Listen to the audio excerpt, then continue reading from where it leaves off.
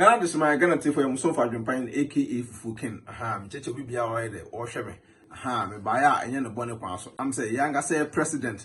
Nana Addo Kufuado the measures ababigu kwem. Na some of the bigu kwem no. E say no adia metie ya me younger son sebi. Me de say or say a school for no mba de. Umbabe omu school no between akwa exams. Na baby a bomb pusa a pim question say no. Suffer for no. It's Ebenezer, a buffer, can say, Kumchacha, Bemo Casamana, the community, Basa de Patapa, a Gina platform, so Etonium, a Kumchacha, a say, master Jim collection, no, to Kumchacha, a collection of Abajan, Oja, me unum, Namukoma Solena, yes, Ramonia live video, and me Nipper was on them because the president say, Nipper Lucas on 100.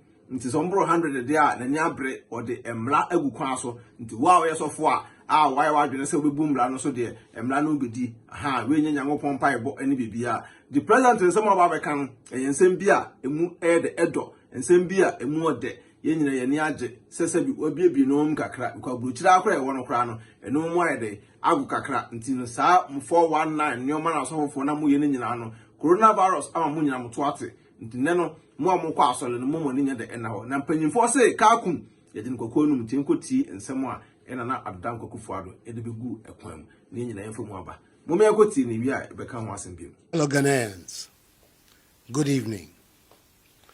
I've come again for the 10th time into your homes to speak to you about the coronavirus pandemic, share with you information about the fight against the virus, and outline to you the decisions I've taken about the next chapter of our common battle. I thank each and every one of you for the collective and individual effort you have put in to help contain the spread of the disease on our shores. The great majority of us continue to adhere to the social distancing and enhanced hygiene protocols.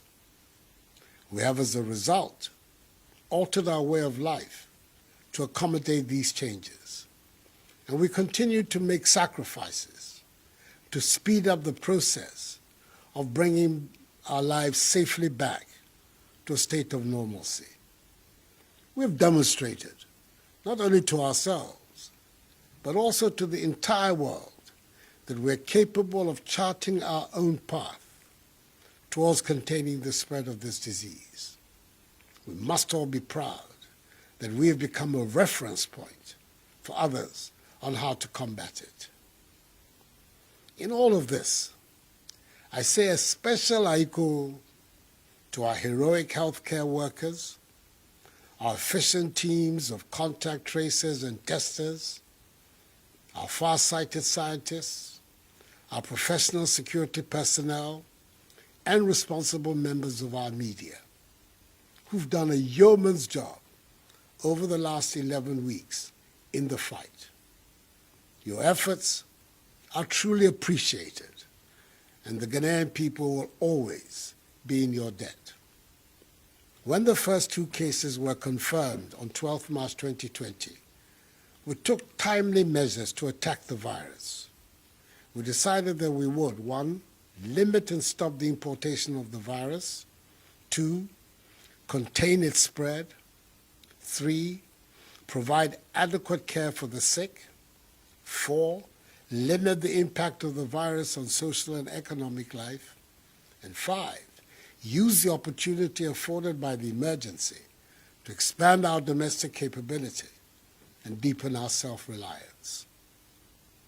To attain these objectives and respond to the clear evidence that large gatherings provide the most fertile grounds for the spread of the virus, on 15th March, 3 days later, under the Imposition of Restrictions Act 2020 Act 1012, I placed a ban on public gatherings and closed down all schools and universities. On 21st March, I closed all our borders by land, air, and sea. Subsequently, on 27th March, I placed restrictions on movement of persons in the Greater Accra Metropolitan Area, Tema, Kaswa, and the Greater Kumasi Metropolitan Area and contiguous districts for a period of 3 weeks. In view of the obvious economic difficulties that the tough measures brought, I also announced far-reaching reliefs to ease the economic and social burden on households and businesses. These included subsidies on utilities for all, tax reliefs and financial packages for businesses, and incentives for our frontline health workers. Fellow Ghanaians, as of today, Sunday, 31st of May, under these measures, we've conducted 218,425 tests. The number of positive cases stands at 8,070. 2,947 persons have recovered. 36 have sadly died. 13 persons are severely ill, with 3 critically ill, for which 1 is on a ventilator. And 5,087 are responding to treatment at home, isolation centers, and hospitals. Our hospitalization and death rates have been persistently very low, some of the lowest in Africa and in the world.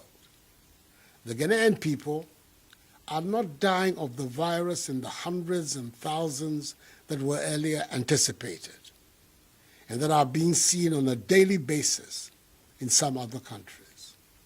Indeed, we are witnessing a much milder manifestation of the virus in the country than was initially feared. And I dare say that it is the grace of God and the measures taken by government that have produced this result. Our ability to trace, test, and treat persons with the virus has improved considerably. We now have a large army of efficient contact tracers. We've expanded the number of testing facilities from 2 to 10 across the country, and we've increased appreciably the number of quarantine, isolation, and treatment centers.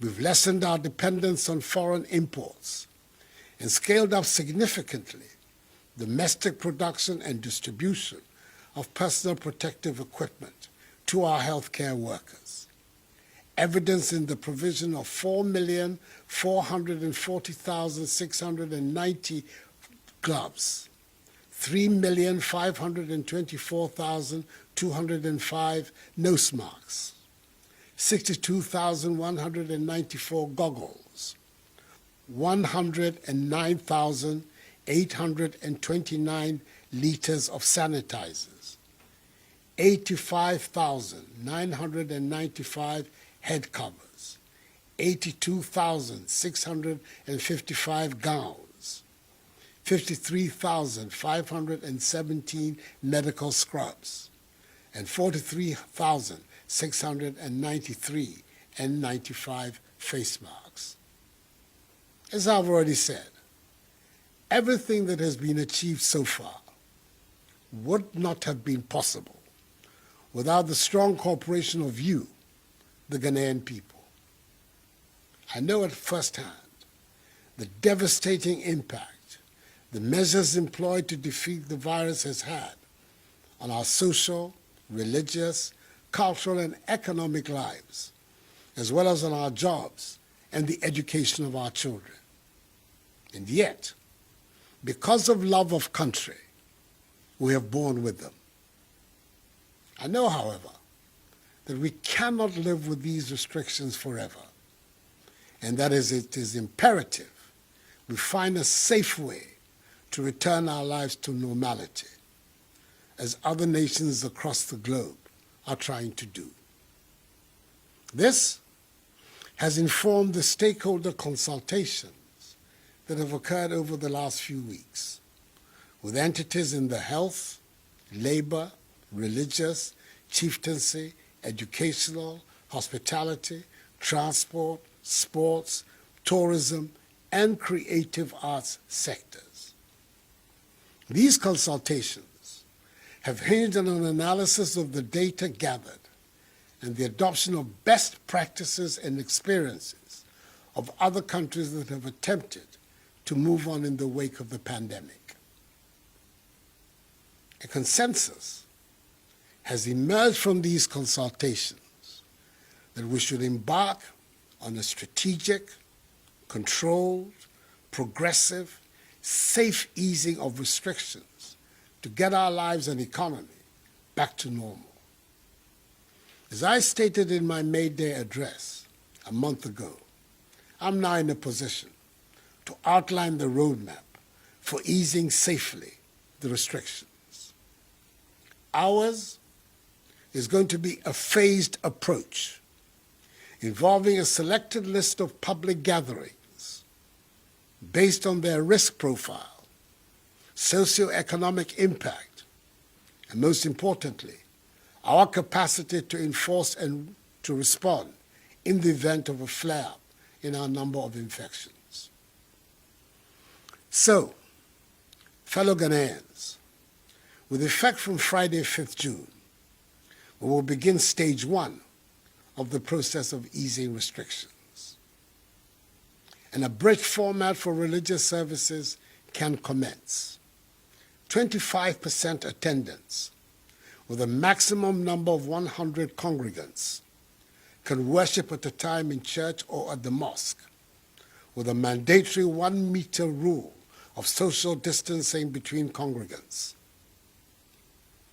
In addition to the mandatory wearing of masks for all persons at all times in churches and mosques, a register of names and contact details of all worshippers and hand-washing facilities and sanitizers must be provided, with a maximum duration of 1 hour for each service. Religious institutions that are desirous of opening their premises to their members, such as churches, mosques, and others, must disinfect, fumigate, and put in place the requisite logistics needed to guarantee safe opening and operationing. They must work with the designated regulatory bodies and undertake test runs of the protocols I have outlined. I would appeal to them, in the case of Christians, on the first Sunday of reopening, i.e. 7th June, in the case of the Adventists, Saturday, 6th June, and in the case of Muslims, on the first Friday, i.e. Salat al-Jum'ah, on 5th June, to dedicate their worship to prayers for the nation in these challenging times.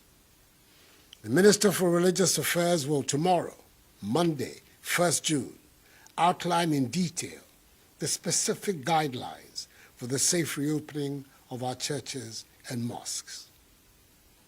From Monday, 15th June, the decision has been taken after engagement with the teacher unions, whose cooperation I salute, to reopen schools and universities to allow for final year, junior high, senior high, and university students to resume classes ahead of the conduct of their respective exit examinations.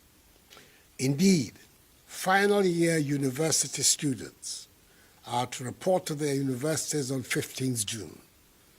Final year senior high school SHS3 students, together with SHS2 Go Track students, on 22nd June. And final year junior high school JHS3 students on 29th June. JHS3 classes will comprise a maximum of 30 students.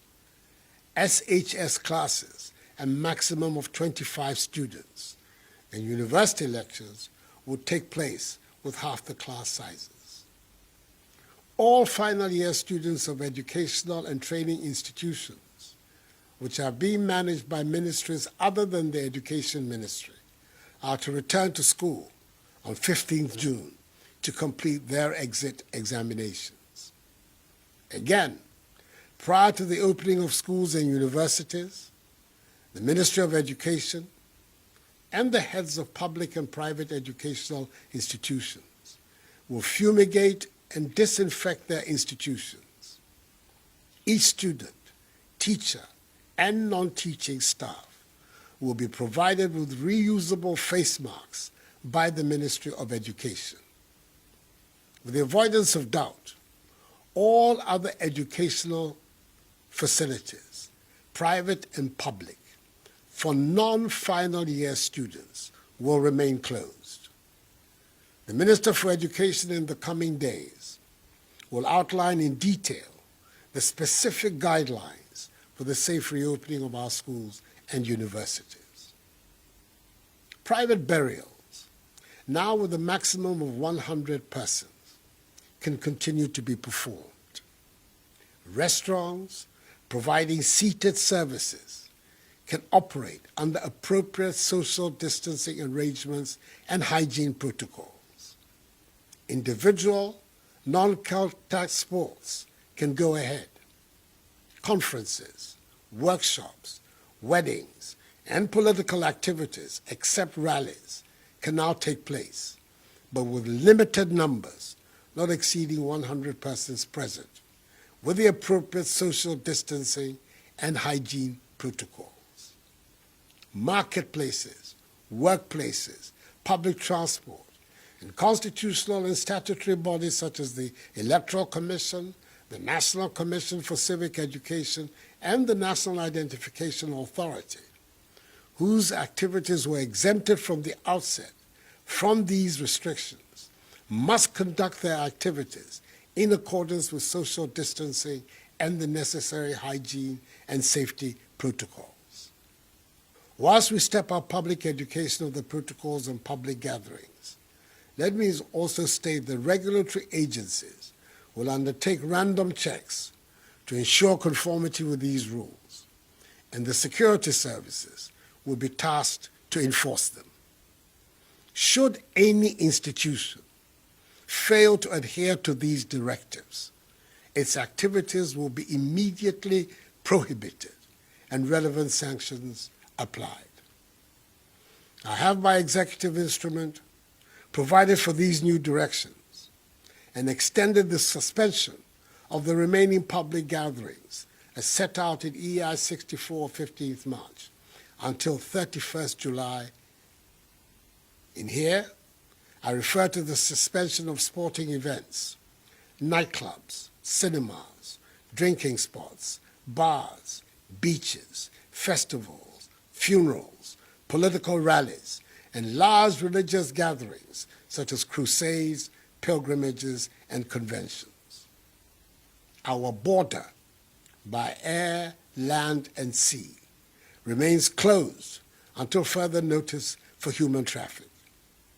However, given that there are Ghana residents stranded abroad, special dispensation is going to be given for their evacuation back to Ghana, where they will be subjected to the mandatory quarantine and safety protocols.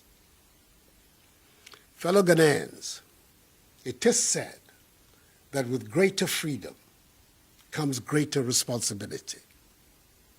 The introduction of this phased opening up of our country means that each and every one of us must continue to remain vigilant and respect the enhanced hygiene and social distance protocols that have become part and parcel of our daily routine over the last 3 months.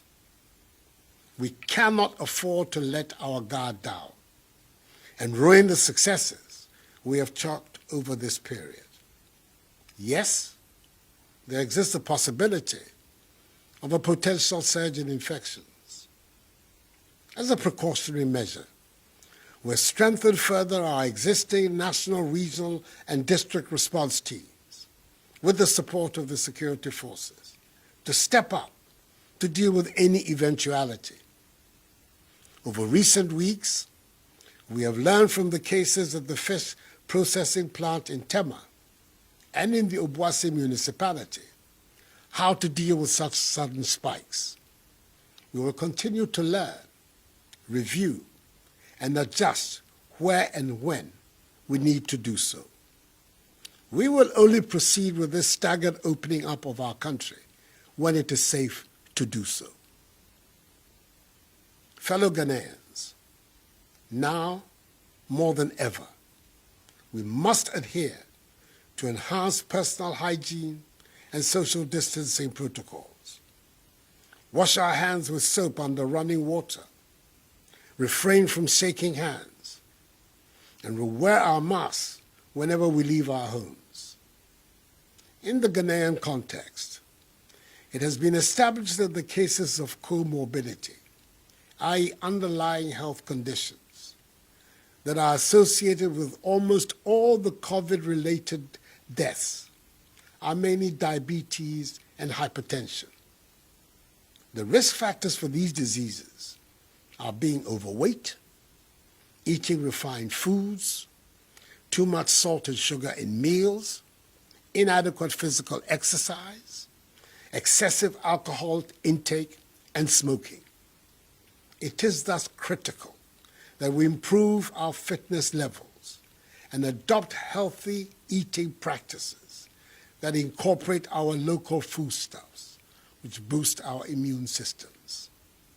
Persons with these diseases must take extra precautions and take their treatment seriously. I'm calling upon the Ministry of Information, the National Commission for Civic Education, and the media to intensify public education of these protocols and directions. I entreat all religious, traditional, community and opinion leaders to continue to partner with government in engaging, mobilizing, and enforcing adherence to social distancing and personal hygiene practices in their respective communities. Fellow Ghanaians, as I stated in my fifth address to the nation, we will protect people's lives, then their livelihoods. It is this principle that guided the decision to impose restrictions and continues to guide me today.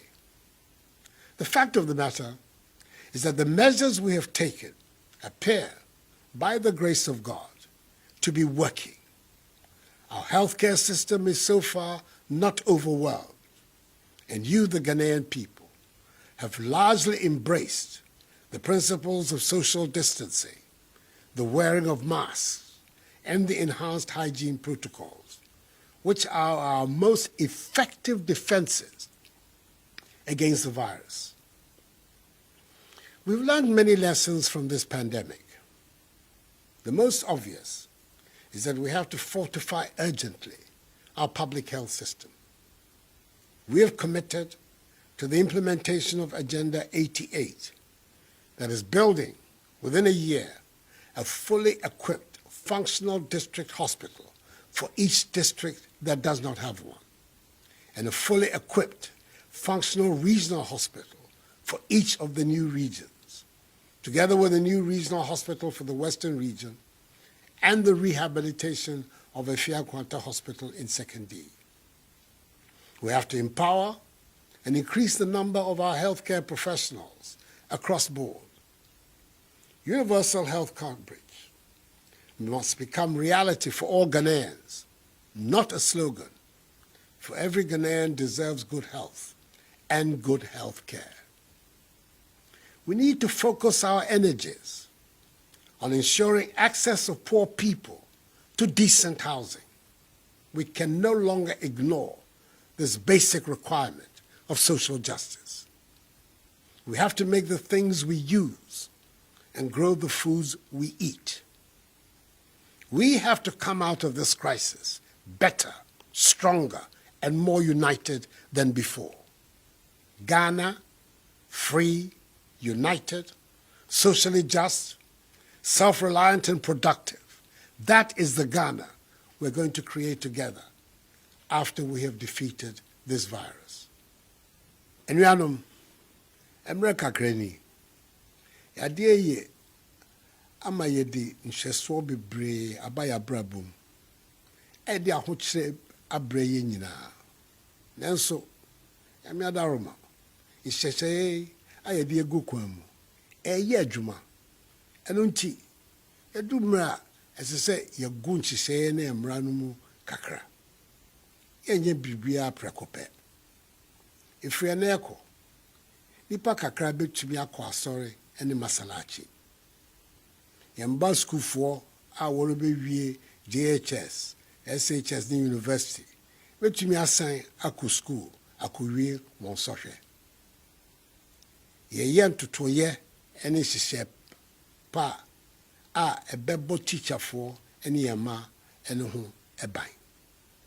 Misramu, BBM, as I say, a cost di seminar ni so a horiensa.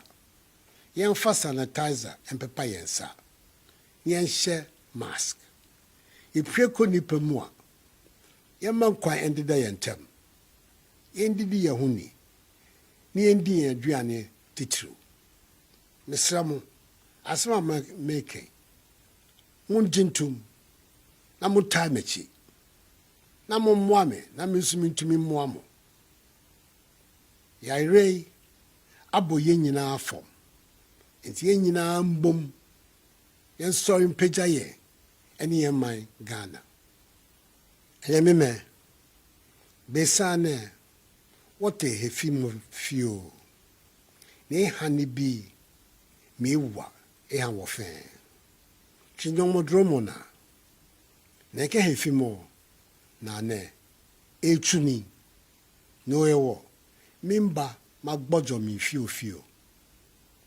Agbene. Me fio banye. Amebon somo. Ke maslachi ya. Wabi ni yo JHS. SHS. Ke university. Ni ameba gbena. Me banya meya ni ameya gbena. Mi togbejiano. Koni school B.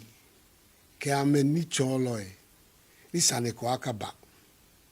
Isani waha be aka wote. Ni wa forwarding. Ni wa kwe sanitizer afe wode. Ni wa wo mask. Ni wa kwe wahe ojogba. Ni wa ye woma ni eni. Mi panye fai. Sane min yone, nye hia, nye ye. Ni nye ba finse. Nye wame ni mihuma nye ma wanye. Ela ne, an wofen wogbeshi. No. Nye wofen wofe kome. Ni wo hino.